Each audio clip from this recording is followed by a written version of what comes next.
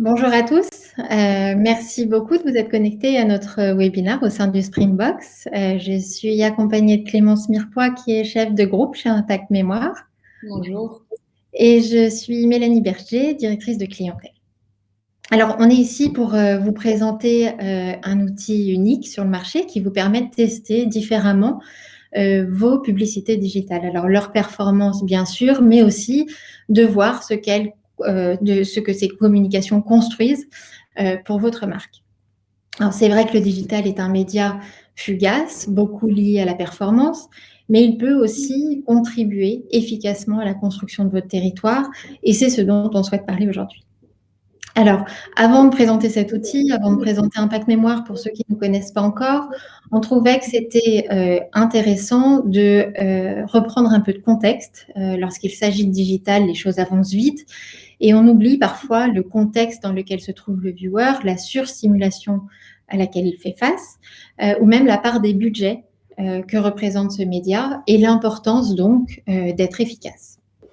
Alors, dans l'ensemble, le marché a connu une baisse des investissements médias en 2020 avec la crise, mais finalement moins prononcée qu'attendue grâce à la résistance du numérique. Ces investissements sur le média digital représentent aujourd'hui plus de 50% des investissements publicitaires. C'est la totalité des investissements des autres médias. Et cette progression du numérique, elle semble d'ailleurs continuer à s'affirmer, puisqu'il y a une projection de 7% de croissance prévue pour 2021. Alors, le temps passé sur Internet a été multiplié par 4 ces 10 dernières années. Bon, il a peu évolué ces derniers temps, mais c'est pas tant le temps qui évolue aujourd'hui que le support, puisqu'aujourd'hui, on a 76% de ce temps passé qui est passé sur smartphone ou tablette, donc plus petit écran, ce qui nous amène à scroller d'ailleurs 180 mètres par jour. Ça représente un immeuble de 66 étages, pour se donner un petit peu de perspective. Et donc, le temps sur Internet augmente et évolue, mais la bataille de l'attention perdure. Elle tend même à augmenter. On a des écrans de plus en plus petits, un viewer qui est soumis à une quantité de messages publicitaires importante. Vous avez ici le chiffre de 1200 messages publicités jour. Certaines études montrent même 3000 messages publicitaires par jour. Et un viewer toujours aussi distractible qui n'accorde que peu d'attention à une publicité sur ce média par rapport à la télé. On voit qu'on a 21% d'attention sur une publicité digitale versus 38% en TV. Alors, on souhaite aborder à travers ce webinaire le sujet de l'efficacité publicitaire et la notion de construction qui est aussi possible et même fondamentale sur ce média digital. On l'a vu, la part des investissements sur ce média nécessite, voire même justifie que vos prises de parole digitales soient efficaces et constructives pour votre marque. Alors, comment optimiser l'efficacité de vos communications digitales? On va vous présenter une courte vidéo de notre outil.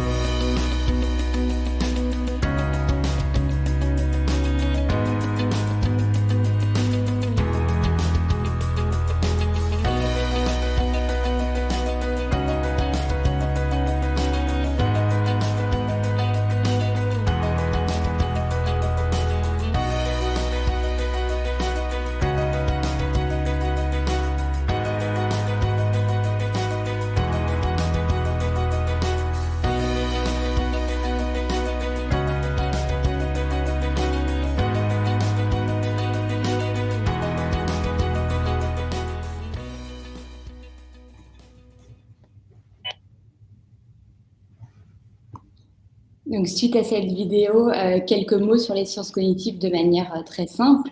Donc, les sciences cognitives, c'est une famille de différentes disciplines qui va étudier comment notre cerveau et notre mémoire fonctionnent. Donc, en sciences cognitives, il y a des mots-clés que vous voyez ici. Évidemment, ce sont des mots que vous connaissez et ils sont aussi utilisés en publicité. Parce que quel est l'objectif d'une publicité? C'est de faire passer un message, faire en sorte qu'il soit retenu et qu'il génère un effet comportemental. Donc c'est pour ça qu'il y a un vrai lien entre les sciences cognitives et la publicité. Et c'est pour ça que depuis 20 ans, Impact Mémoire utilise ces connaissances au service de l'efficacité publicitaire et de la marque. Alors, si on rentre un petit peu plus en détail dans les processus cognitifs de mémorisation, ce que l'on peut dire, c'est que parmi certains de ces processus, certains sont fondamentaux pour générer un souvenir, une trace mémorielle, et certains types de traces ont plus de chances de pouvoir perdurer et générer un effet comportemental selon le niveau d'attention, selon la puissance émotionnelle, la relevance des signaux émis, par exemple.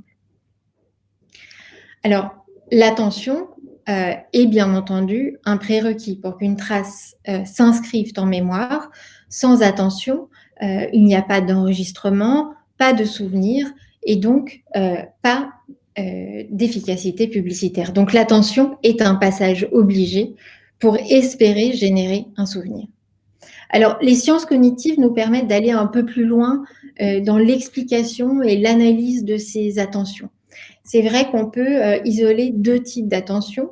Il y a l'attention automatique qui est plutôt du domaine de l'inconscient, puisque c'est votre cerveau qui va répondre de façon automatique à un stimuli, versus une attention volontaire qui, elle, comme son nom l'indique, est du domaine du conscient puisque plus réfléchie. Donc l'attention automatique, on l'appelle aussi l'attention exogène et elle va être donnée par le spectateur de manière inconsciente et elle est vraiment clé pour capter. Elle va être stimulée par différents éléments qui vont donc attirer notre attention sans qu'on le veuille, vraiment en dehors de notre volonté. Et ça va être des éléments comme une apparition soudaine, des mouvements, de la nouveauté, certains sons ou certaines musiques ou de l'assaillance émotionnelle. Et cette attention, elle est clé pour sortir du lot et pour être visible, même si elle ne dure pas.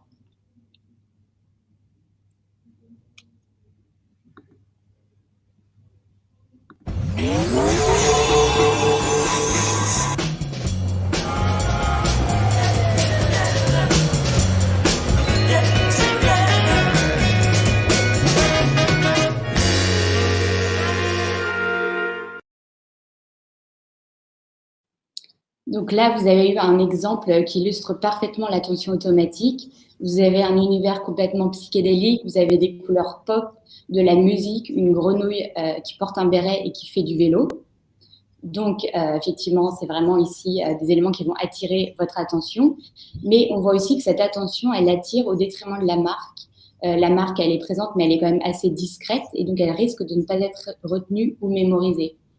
Donc, ça montre que oui, l'attention automatique, elle est très importante pour attirer le regard de votre spectateur, pour qu'il commence à vous écouter, mais ce n'est pas une fin en soi. Faire du bruit, ça va attirer, mais ça ne construit pas forcément votre marque. Et il ne faut pas oublier qu'il y aura toujours plus bruyant ou étincelant. Alors, l'attention volontaire, elle, est plutôt réfléchie et utile pour construire. Un message a plus de chances à être mémorisé lorsqu'un processus de raisonnement va être enclenché avec une richesse sémantique et une présence d'informations tangibles, par exemple, qui va permettre l'engagement du viewer. Donc, il faut raconter des histoires pour que votre spectateur engage son esprit, qu'il raisonne, qu'il s'implique, qu'il entre dans votre monde et que les souvenirs s'inscrivent. Les objets sont partout, des vélos, des fauteuils. Et là, bam, bam, gros plan sur vous. Logo, Le Bon Coin, le bon pour tous. Bam. C'est original. Et le BAM, c'est dans le film? Non, et vraiment, on peut partir sur complètement autre chose, parce qu'on trouve tout sur Le Bon Coin. Des appartements? Un job. Oui, des poules. Des... Mais des poules? En céramique, des poules en porcelaine. Je les collectionne. Wow. Regardez, cette petite-là. Elle est arrivée hier, Le Bon Coin. De Nantes. Tu crois que c'est vendeur, une poule? Oublie, tais-toi. Le Bon Coin a 15 ans. Et bonne nouvelle, comme Catherine Deneuve, un Français sur deux y trouve son bonheur. Et en 15 ans, ça en fait des poules. Alors, on trouvait que c'était un bon exemple d'attention volontaire. Cette publicité, vous l'avez peut-être vue parce qu'elle passe pas mal en ce moment. Mais c'est vraiment un film qui engage le viewer dès le début. On a ce plan surprenant sur les jambes en entrée de film. Le début d'histoire qui est raconté, qui est même mimé, hein, vécu par cette femme, la surprise qui est générée par la présence de Catherine Deneuve, et puis le scénario qui suit, c'est plutôt inattendu, cette collection de poules de la part de Catherine Deneuve, et avec la touche d'humour qui va avec. Donc c'est vraiment, on voit en racontant des histoires, et on l'a dit, des histoires où de préférence la marque et le produit ont un rôle majeur, et là le Bon Coin l'a très bien exécuté, l'a bien compris, que les souvenirs vont s'inscrire. Donc le site de l'attention, c'est vraiment arriver à émerger, être vu avec l'attention automatique et arriver à engager avec l'attention volontaire pour construire. Donc on a fait un zoom sur l'attention pour le digital, mais d'autres critères tels que l'émotion et l'attribution doivent aussi être travaillés pour assurer l'efficacité de vos campagnes TV et digitales. Construire sa marque avec des émotions dites profondes, avec des messages riches de sens, permettront de laisser des traces pérennes, et l'attribution, elle, permettra de laisser une trace utile. Alors Clémence va vous présenter un exemple pour mieux expliquer cette valeur ajoutée que nous pouvons vous apporter sur l'analyse de vos communications digitales. Voilà, ici avec vraiment ce zoom sur ce média spécifique. Oui, allô chérie, je suis en train de commander les courses là, et sous petite veste tailleur nouée en velours vert Dada de Diane Ducasse, tu as écrit eau. Du coup, je prends quoi? De la plate, de la gazeuse, de la citronnée, de la deux sources, la deux toilettes, mais c'est pas le Avec même rayon. Monoprix.fr, c'est bien sûr l'alimentaire, mais aussi toutes les collections créateurs que vous recevez chez vous. Du coup, rappelle-moi, hein.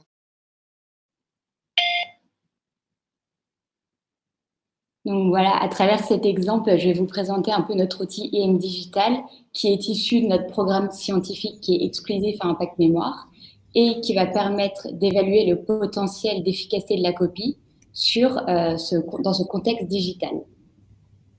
Donc ici, vraiment en vue de haut, qu'est-ce qu'on peut voir? C'est que au global, on a une performance sur la totalité de la copie qui est relativement bonne.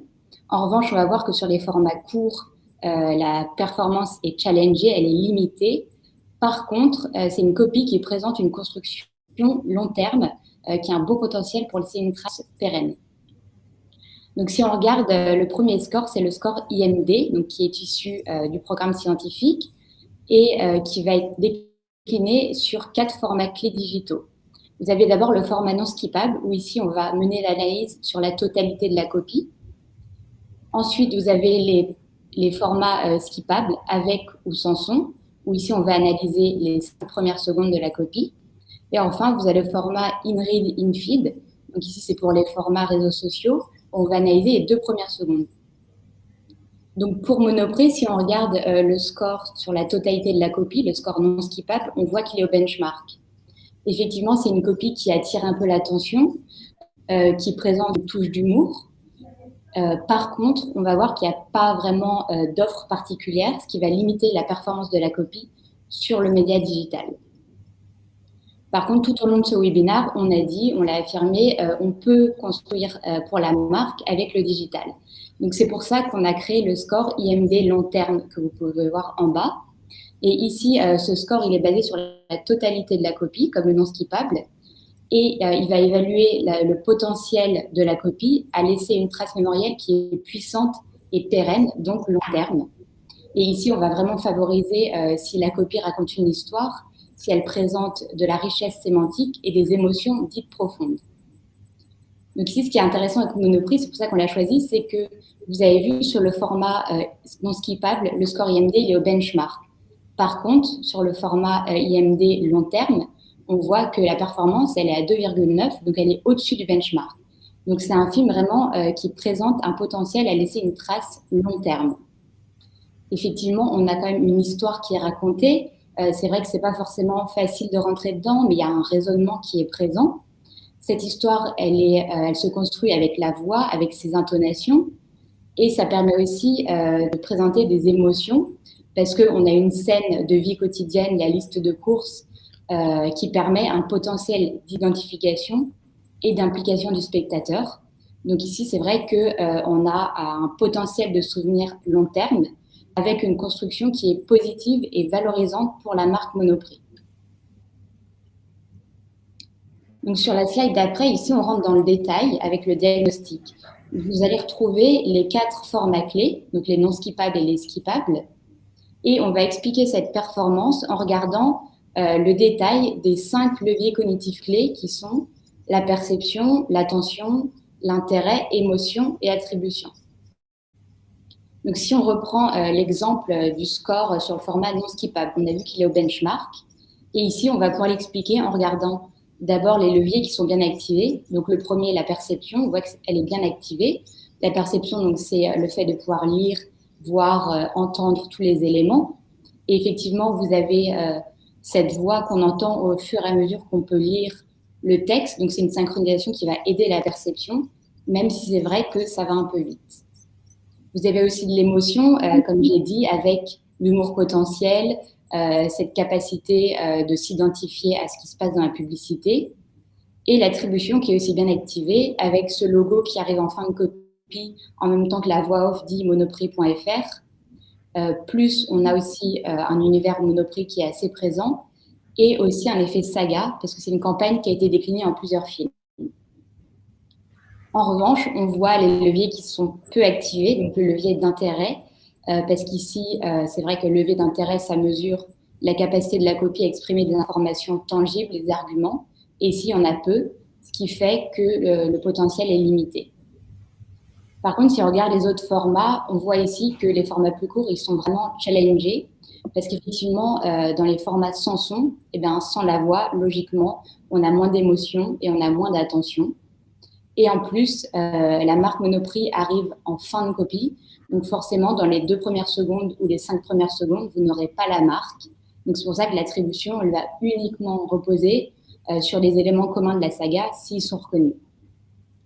Donc voir comme ça les différentes performances sur les différents formats, ça montre vraiment que l'adéquation créa et format, elle est clé pour une copie efficace et qu'il faut vraiment penser en amont la copie pour que vraiment elle réponde à ces spécificités des différents formats digitaux. Et ça montre aussi que notre outil IM Digital, il permet vraiment d'appréhender et d'optimiser vos investissements médias. Donc voici pour l'exemple de notre rapport, notre analyse digitale. Donc on a vu quelle est l'utilité. Il va permettre de prédire le potentiel au global de la copie, mais aussi sur chacun des formats digitaux. On va comprendre cette performance, on va aller dans le détail avec le diagnostic et on va voir par format et par levier quelles sont les zones de force de cette publicité, mais aussi les zones qui nécessitent des optimisations. Et enfin, donc grâce à ça, on va pouvoir optimiser de manière rationnelle la copie pour booster son efficacité.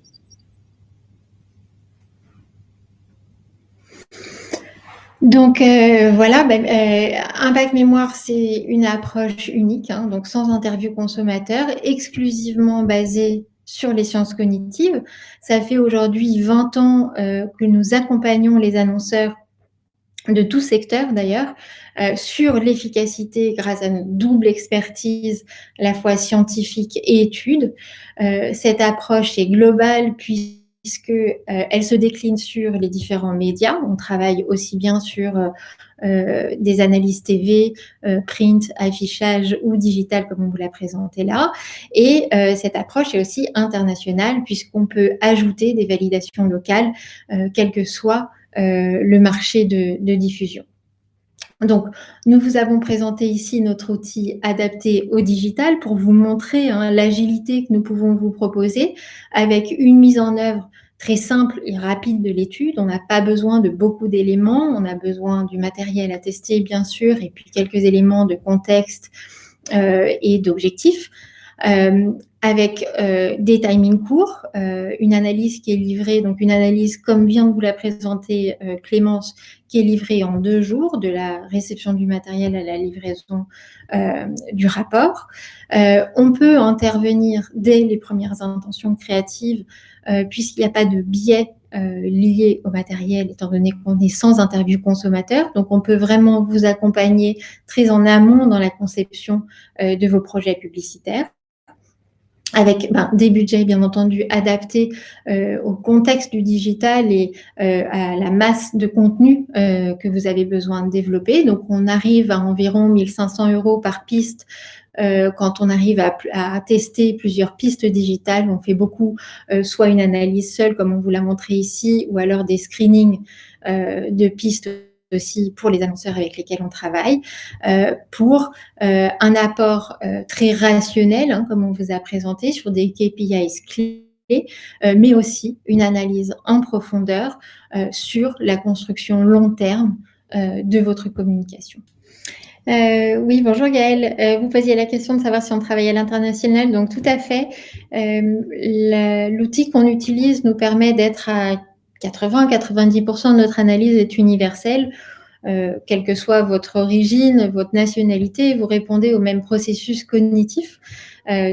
Donc une grande partie de notre analyse est universelle, mais bien sûr, il y a des spécificités locales à prendre en compte qui peuvent faire varier des éléments cognitifs clés, que ce soit les niveaux d'attention, d'émotion, selon la perspective locale. Donc pour ça, on a un réseau de correspondants qui sont en général des sémiologues à qui nous envoyons la communication que vous souhaitez faire tester pour une mise en perspective dans le contexte local. Ces correspondants nous font des retours sur tout élément dans l'exécution qui pourrait être interprété différemment et à impacter les scores cognitifs. Dans quel cas on les ajuste, ce qui vous permet d'avoir des scores à la fois universels ou par marché si besoin. Donc en effet, on travaille, aujourd'hui on est présent dans plus de 65 pays, mais donc on a vraiment la possibilité de travailler sur tous les marchés mondiaux. Donc voilà pour notre présentation aujourd'hui. On espère avoir été clair, avoir été riche d'enseignements. On reste quelques minutes en cas de questions, bien sûr. Et puis sinon, n'hésitez pas à nous contacter ou aller nous retrouver directement sur impactmemoire.com. Merci beaucoup.